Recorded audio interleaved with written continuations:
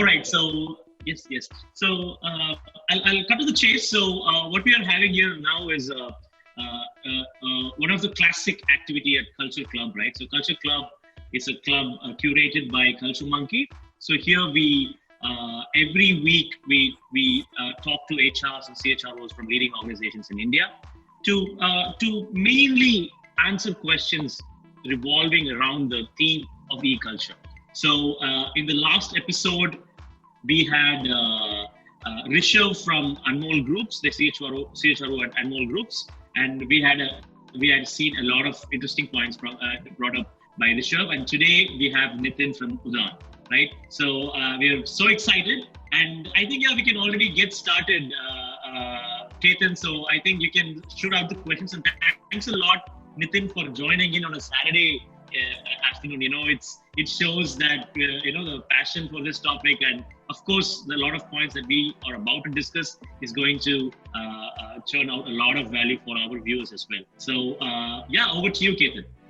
Thank you, Senthil. And of whatever I know of Nitin, I think that's the only day you can catch hold of him, because the kind of work that he manages and the kind of challenges that he's dealing with, I think even Saturdays at time would be pretty less for him. I'm glad he's at home, because when I had a conversation with him, I think when he shared about his schedule, I was amazed in terms of the kind of productivity somebody could manage at personal level. So I think his day, he said, started as early as 7:38 in the morning for work until 10:30. He said is when, so 10 around 8 9:30 10 is when he starts clearing his mails to prepare for the next day and figure out what had happened. So in fact, thank you, Nitin, for joining in. Thank you, Senthil, for that introduction. And Nitin, one of the reasons I am here is so I do advise Culture Monkey. I've been a consumer of Culture Monkey for some time, and I fell in love with the product. Okay, and somehow something worked out. I realized that I could be a part of their journey. So I'm advising them. And one thing that we realized was how important is it to understand and listen to the leaders who are going to, right now, leading from the front and going to shape how the entire HR fraternity of future would shape up. And we discussed about few names. So of course, I couldn't have done without your name. Senthil, while we may look like that we know each other for quite some time, but it's been about 5-6 months that we interacted over something. And our conversation suddenly was almost, as you said, like we were talking about things that we really enjoyed. It was coming straight from the heart. We started talking about business, numbers, past, and there are few people that you could connect to. So Nitin was one of them for me. And we've been exchanging calls or messages of wherever we could manage. But I think that's how we got connected. And for the audience, Nitin heads HR for the blue-eyed boy of the Indian economy and the Indian startup ecosystem called Udaan. If you guys don't know about Udaan, you just need to go and search about Udaan. But they're actually redefining the entire distribution system and the supply system across India. Last that I know, I think they had already crossed about 25,000-30,000 people already a few months back, and spread across as many cities that are there in the Indian subcontinent. The mandate with Nitin is very exciting, very challenging. I think the kind of the mandate him and his team has is phenomenal. They've been just upright, been there in the thick and thin of things, and managing Udaan and leading Udaan. Something very interesting, I think, and this is something I wanted to possibly speak to Nitin about. So while a lot of people would talk about being the head of HR at Udaan, Nitin, I have seen only says it is HR at Udaan. Nitin, what's the thinking behind that? And I think world would die to be in your position, right? But that's so grounded and humble of you of actually just saying HR and Udaan, and it looks super cool. So I thought why don't we start with that? So thanks, Ketan, and I think the feeling is mutual in terms of interacting with you over the last few months. Well, I must say that from a culture standpoint, I think Udaan as an organization is about a bunch of people who are passionate about the purpose that we are trying to solve. And I think as an organization, we try to really value the contributions people make and not about what they have done in the past. And I think that's something that is really a most exciting part of being a part of Udaan. And I don't think anyone here talks about levels. We do not talk about designations. I think it's about the contribution. And I think that goes right from top to down, bottom in terms of organization. And I think that's one thing that's important. So whenever you talk to anyone in Udaan, you'll obviously find you're talking about people who are talking about, okay, we are building Udaan. And I think the purpose that has been set out is that we want to revolutionize, change the way commerce happens in India. And I think that's the most exciting part of it. So I think, yes, you did happen to talk about working late, but I think that's also about the passion. I think I've been with Udaan for approximately now an year or so. And I think the energy that people bring to the table and to the organization is just mind boggling. And I think it rubs on to you. So even if you do not want, I think you just feel like working more because there's a larger purpose, the larger connect. And that's most exciting thing about being with Udaan. So yes, it's not only me, but everybody else. I think we all contribute. We as a company do not believe in designations to an extent, and we believe that contributions can come from anywhere, everywhere. And the fact is that what you end up doing is sometimes very effective, very critical, and sometimes not so critical. So every role has a part to play. And I think when we should value that rather than designations, because that's just a part of the way that we have been brought up in the Indian culture, Indian society, the designations and everything become very important, but not at the way we want to look at work. Wow, thank you. I'm glad that leaders of today are speaking and talking about that. And I'm sure while that would have been an organization at first, one, you would have been an important member to define that. And second, I think living by it is super important. So I've been on LinkedIn for some time, and I know what level people go to talk about and express what they're not doing. But glad, thank you so much. And the power of purpose was very evident. Probably that's the reason I think I connected so well with you, because I could see that passion and that fire, and like, we got to do this. There's so much to do. There's so much meaning to what we are doing. So thank you so much. And I think just to add on, Ketan, it actually also goes a long way in terms of how you have been groomed by the leaders with whom you have worked.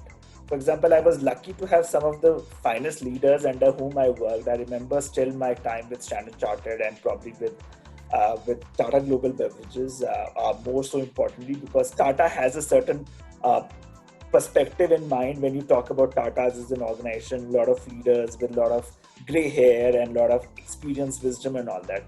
But I guess so, the way I was being groomed and the way I was allowed to challenge the status quo, right from the time when I was with Wipro to Standard Chartered and then with Tata Global Beverages, I think it really shapes your perspective, and I think that once you learn that how it is able to help you grow, I think as a part of the gratitude toward those leaders and towards the fraternity, you need to play that out to the people, young budding talent under you, so that you work as colleagues. And I think today reverse mentoring concept, that there's so much happening that you really don't have an idea in terms of what are the latest things that are happening, and all of these things you need to learn. So I think learning is always a two-way process. And one cannot say that just because you have more years of experience or because someone is reporting into you, you know more than them. So I think today the time has changed in terms of looking at both way learning. There's so many things I end up learning from my team. For me, to be very honest, I've been a guy who has always worked with Lotus Notes and Outlook. Working on Gmail has been down the line a challenge for me, and in terms of, okay, for me, every mail has to have an attachment on which I can work.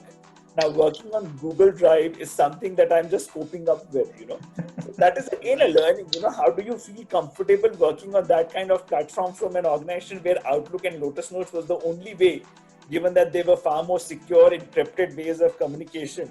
It's again a learning for me. And I think in the last 1 year with Udaan, I think I've really learned a lot in terms of how do you use Slack and Gmail as a way of communicating.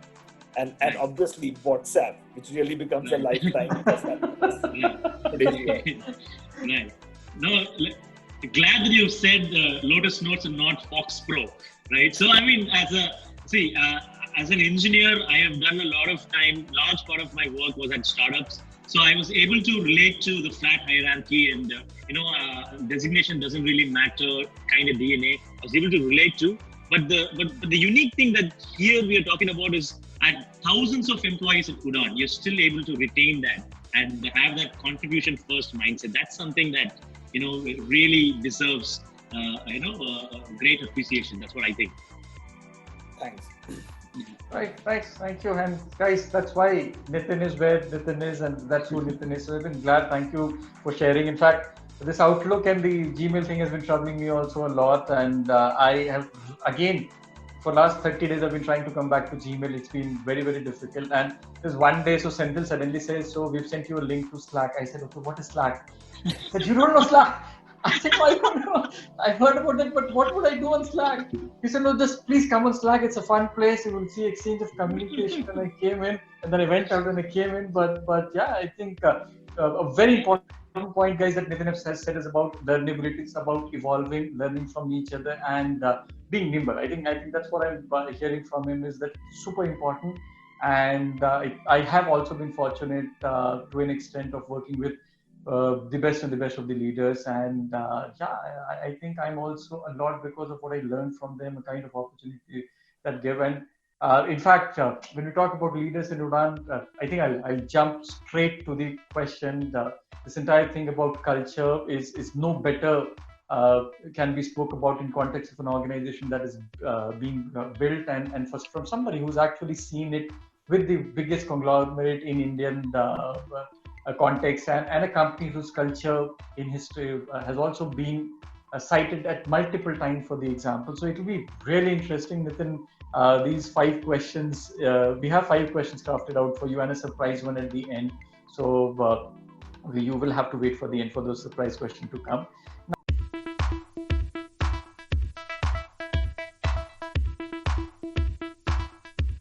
Now, this COVID has been extremely, extremely difficult and challenging for every individual, every leader, every organization.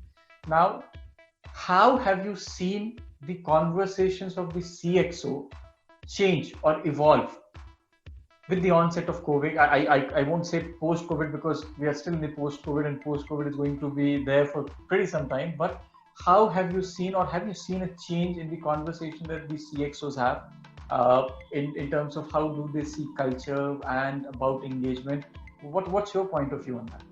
Sure. So, Krishna, I'll start with the fact that, necessity is the mother of all inventions. Okay. And if I talk about it, I think for the last few years, there's been a very exciting title that has been doing rounds, Chief Digital Officer. Okay. Many organizations have tried to hire people, and the purpose is very simple. How are you making organizations nimble, agile, and making sure that they're adopting digitization as a way of life? And the reality is that we have seen very far and few successes.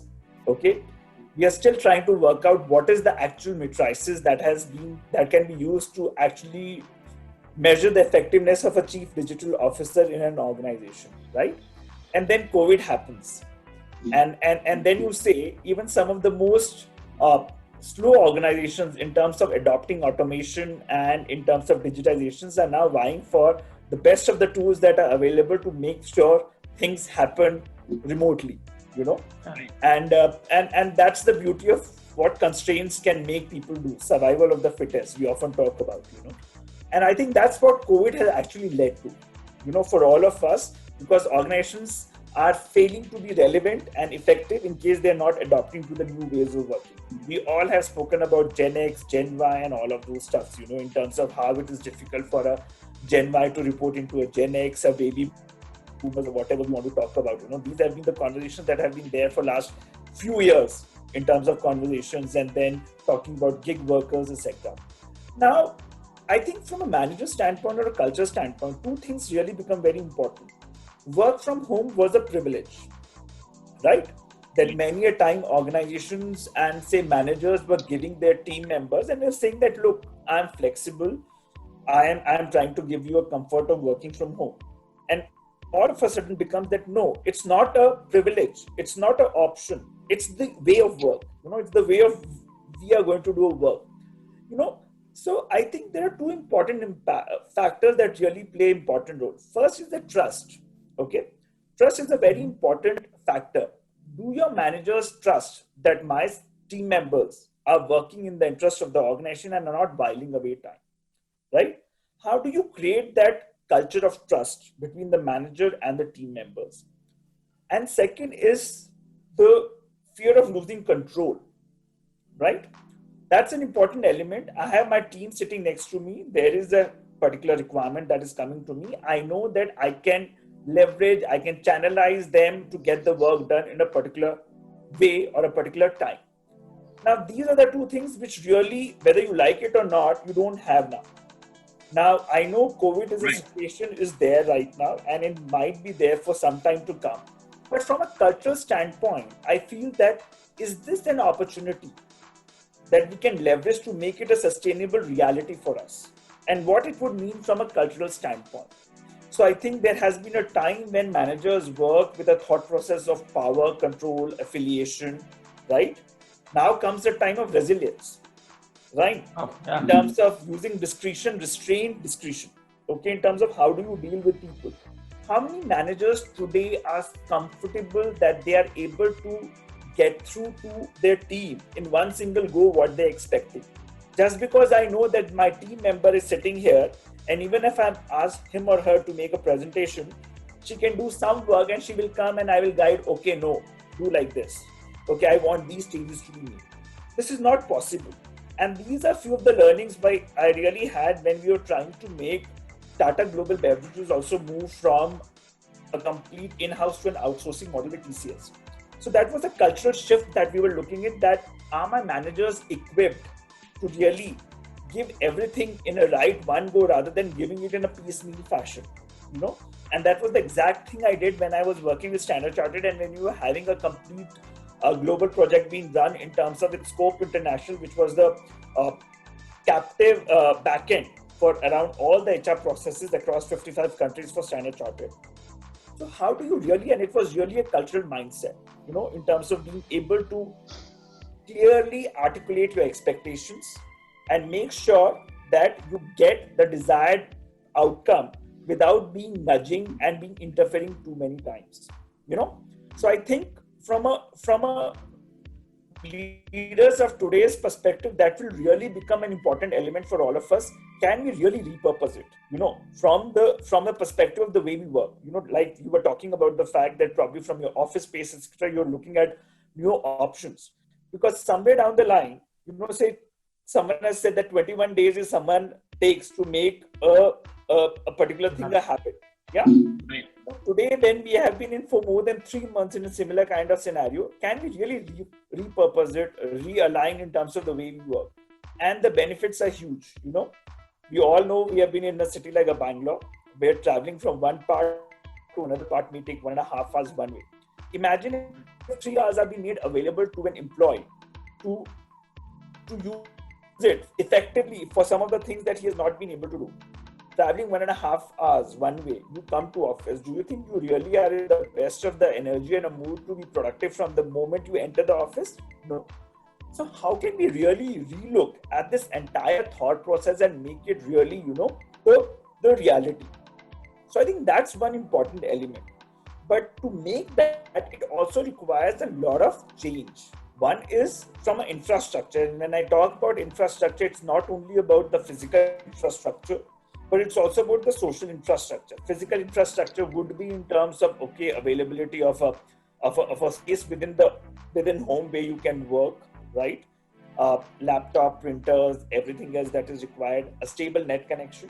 But at the same time, the social infrastructure about your manager being supported, because one of the things that also happens that when you're working from home, somewhere down the line, given this knack, am I working? Am I being productive? Is my manager thinking that I'm productive? Will it impact my performance rating?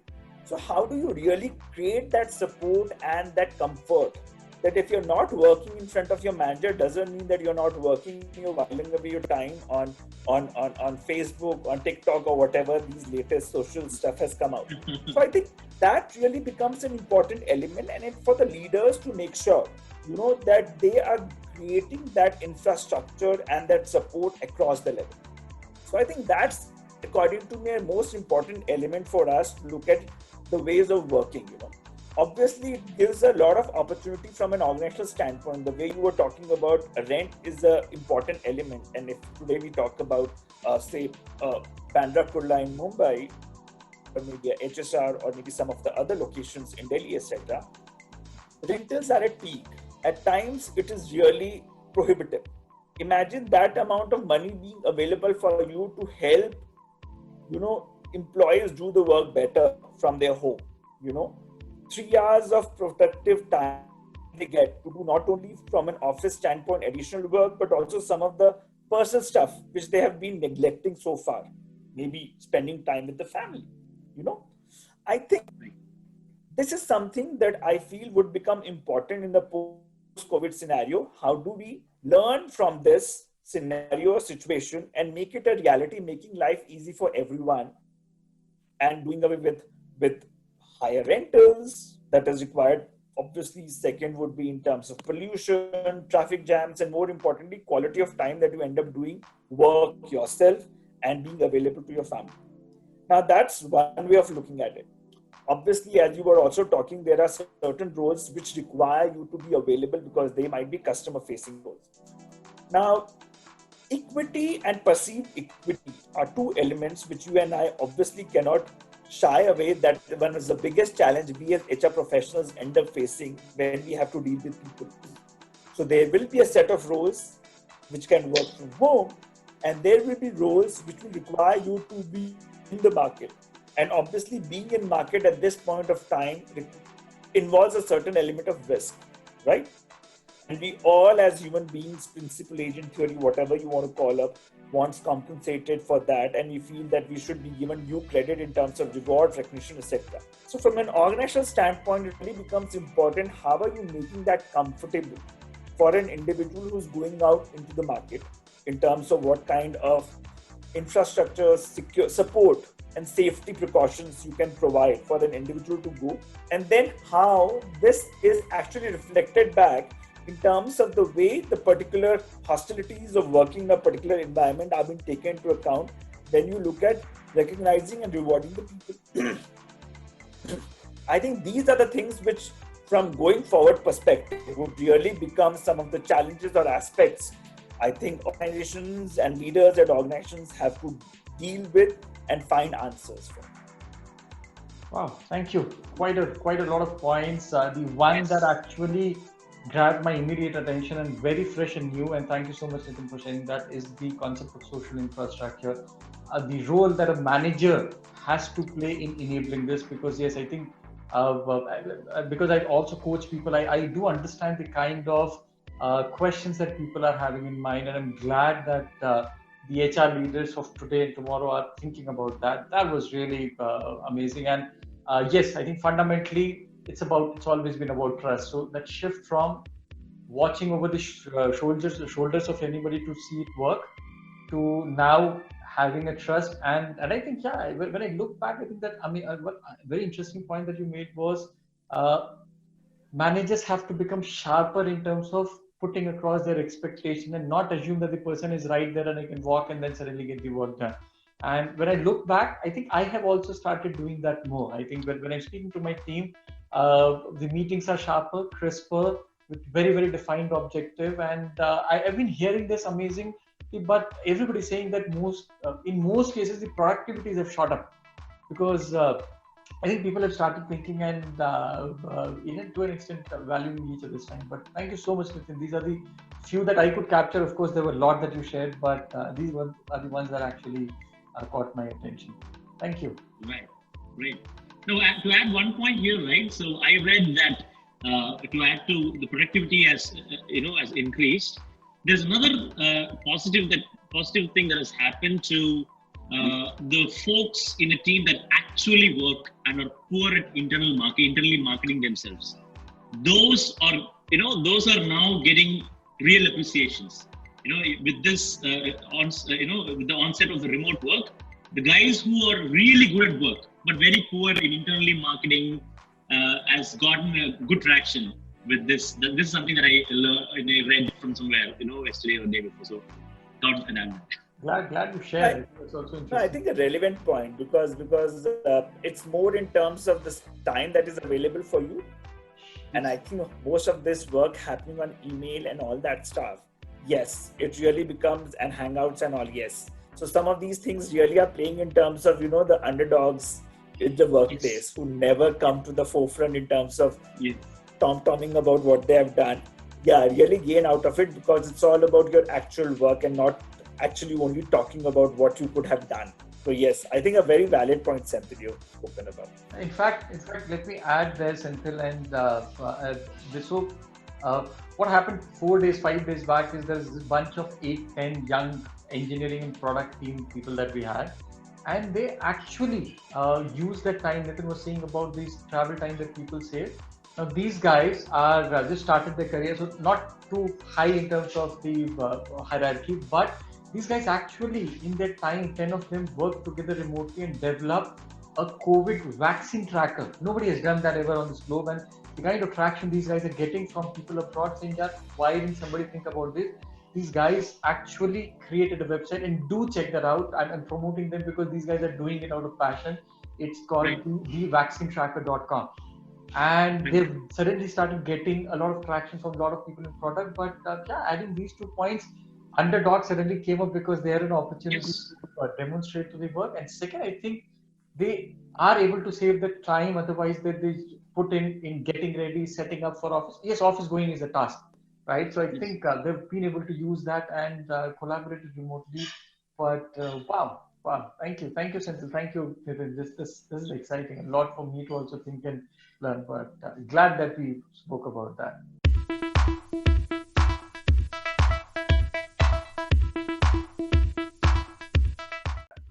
So while Nitin, you have already covered this in the specific question in the first part, but let me still call it out. Now, with these changes, you spoke about a lot of things that needs to change.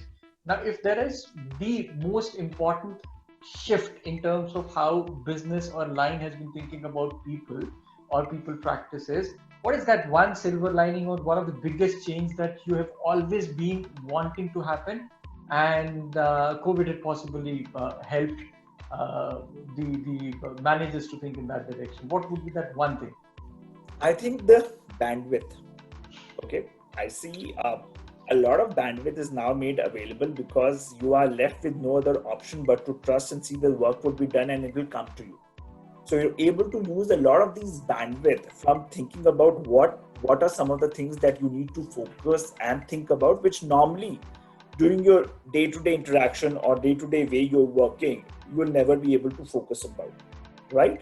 And I think that from an organizational standpoint is a very, very key point, because if you're able to unlock the value out of this bandwidth in terms of being channelized in the right fashion, okay, the kind of value contribution you can expect from people, and more importantly, the overall manpower planning that is required, right, in an organization to do a particular task or the quantum of work, will see a very different kind of mathematics. This also makes you realize that, okay, in the next 3 months, I have a very good saying. A friend of mine in US had told me that whenever he has moved his house from one place to another, he always packs his stuff in the boxes. And in case he doesn't unbox a particular box in his movement, that means that this is not something that went for him. So similarly, I think taking that as an analogy, if I think that if you have been doing a certain kind of task during the day, and if you're not required to do that task for 10, 15, 20 days or maybe a month, probably you're just wasting your time, and you can have that bandwidth available for doing much better work. Wow. Thank you. Right. Yeah, very powerful. Thank you.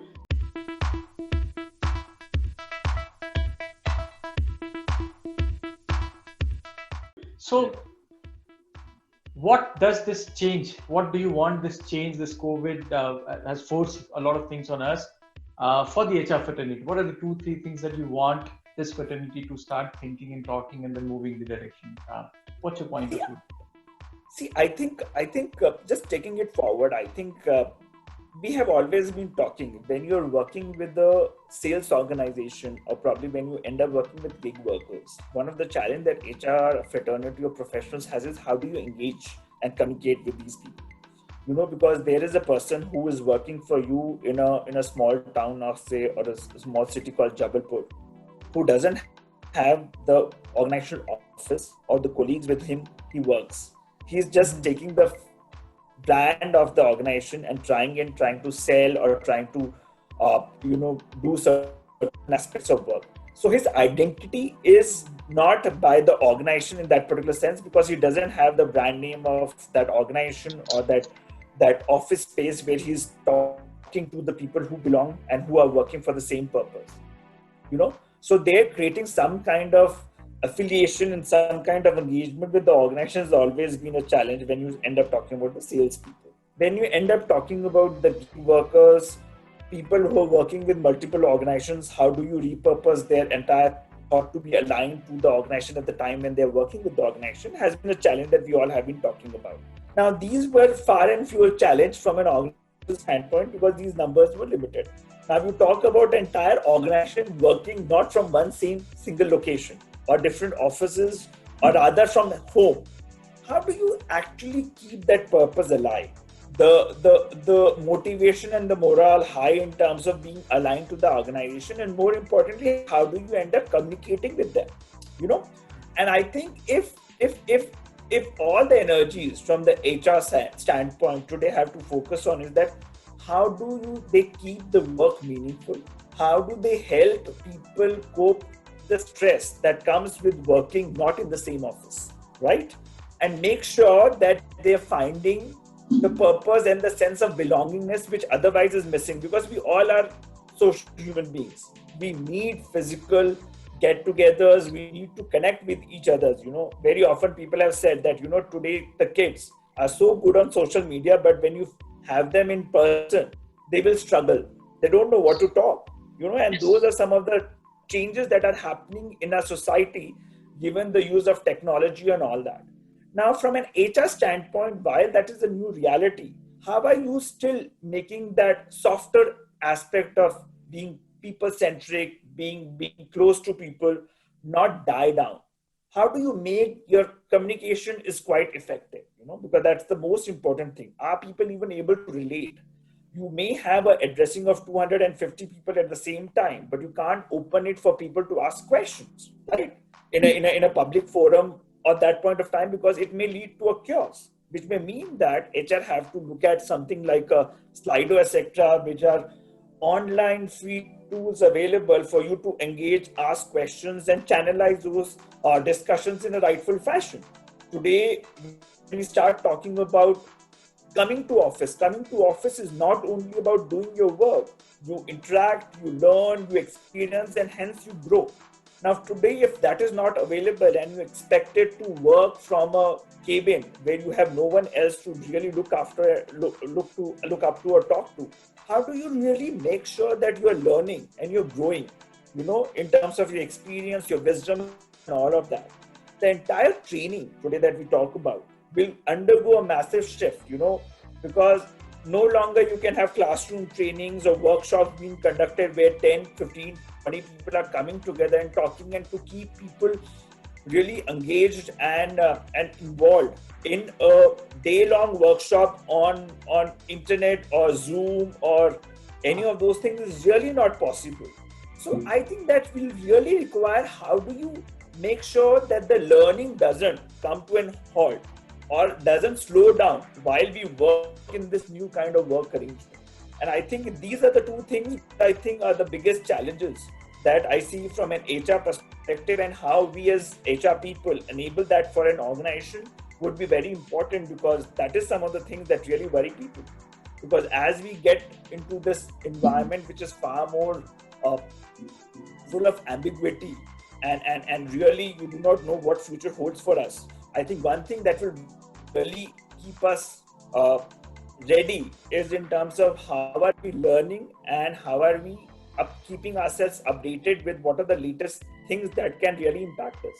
And all that requires training, communication, and engaging important, and how do we do it is really a challenge. No one has an answer, but we'll have to figure it out. Outstanding. Nitin, I think we can, if you're okay, we would like to have this conversation for next 3 hours because exactly. That's what I thought. Every bit of it, and I'm sure a lot of people would gain a lot of insight of what you're saying. But thank you so much for sharing that.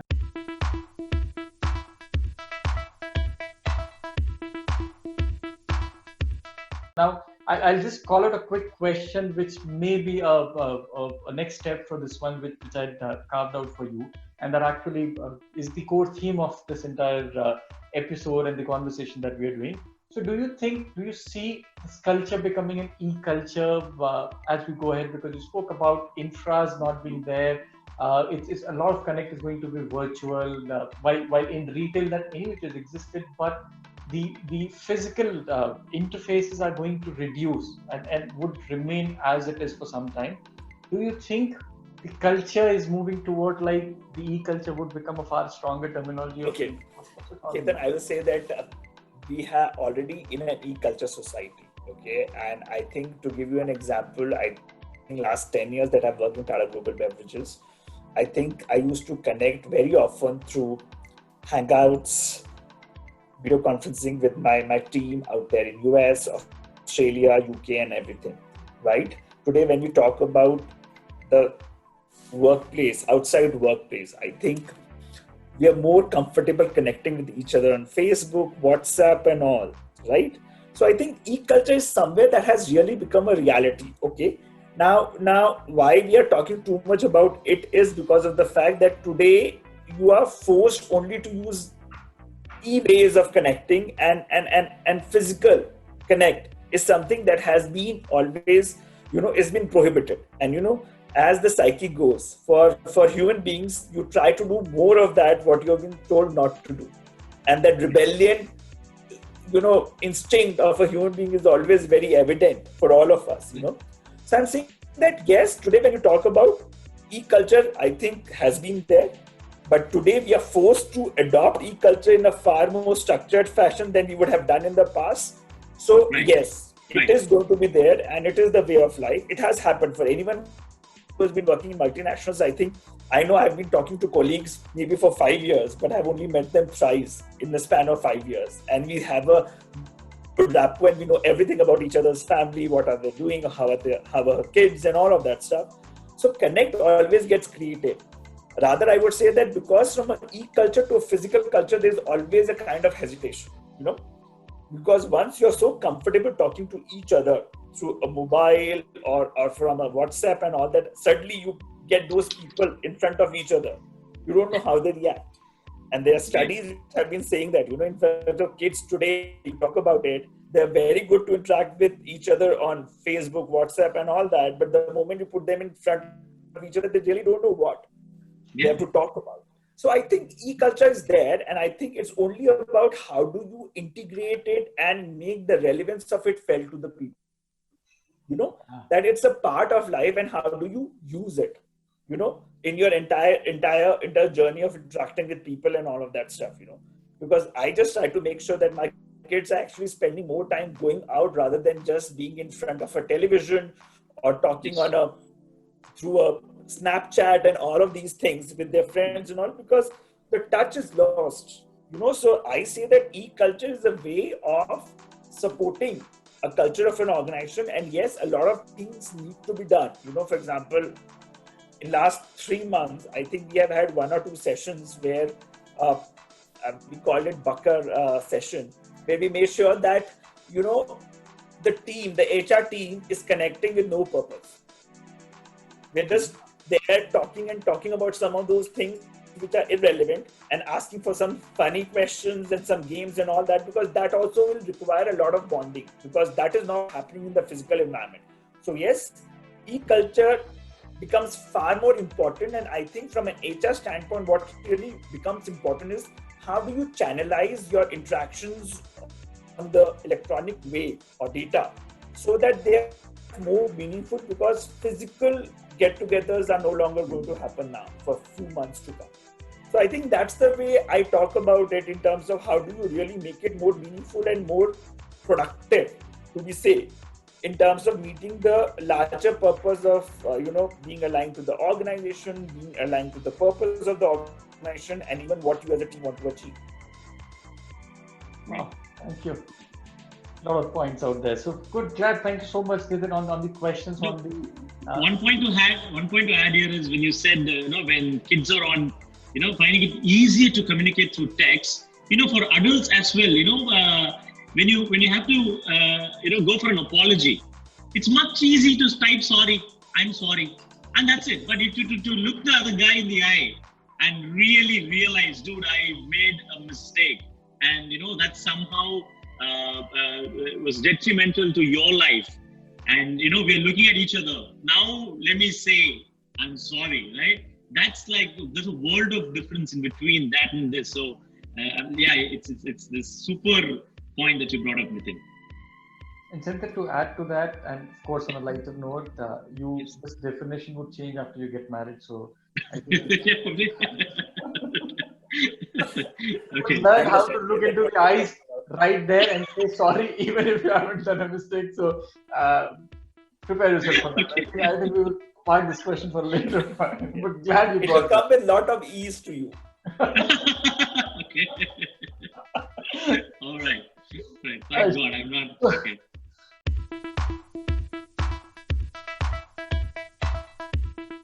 Yeah, Nathan, I have 5 kind of a rapid fire questions for you.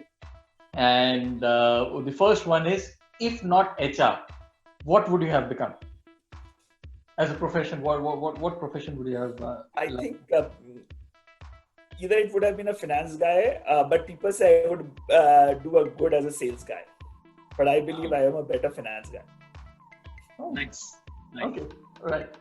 Second, your favorite holiday destination before COVID, pre-COVID? Spain, Barcelona and Ibiza, yeah. Spain All has right. been, yeah. Right. And now post-COVID, what would be your favorite holiday destination? I would still believe it to be Spain. In fact, we had planned that we were planning to be in Spain this October because me, my friends, few of the friends, and my cousin, my sister and all, and their friends, many of us had completed our 40th birthday. So we had planned that this October we would be in Spain. So the plan is still on, according to them, and we just have to figure out how things pan out, whether we make it to Spain or not.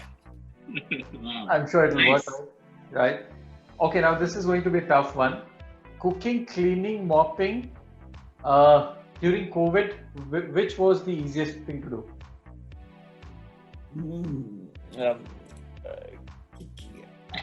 I'm very bad at all of them, I believe I can do good cooking, okay, provided I have support available, Right.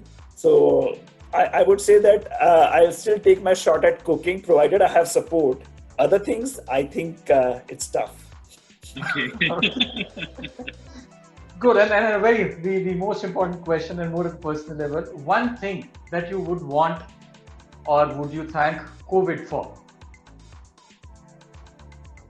Sorry, I didn't get it. You will? One thing that you personally thank COVID for. I mean, the entire air around being clubbing, partying, socializing, and all of that stuff. Going to malls, shopping. All of this has come to a distant halt. And you say that, okay, how these things are not so important, and what's more important is something else. So I think that's one thing that I realized in the COVID time. Right. Wow. Yeah. So that's you're saying that we can still live without all those shallow things, right? Yeah.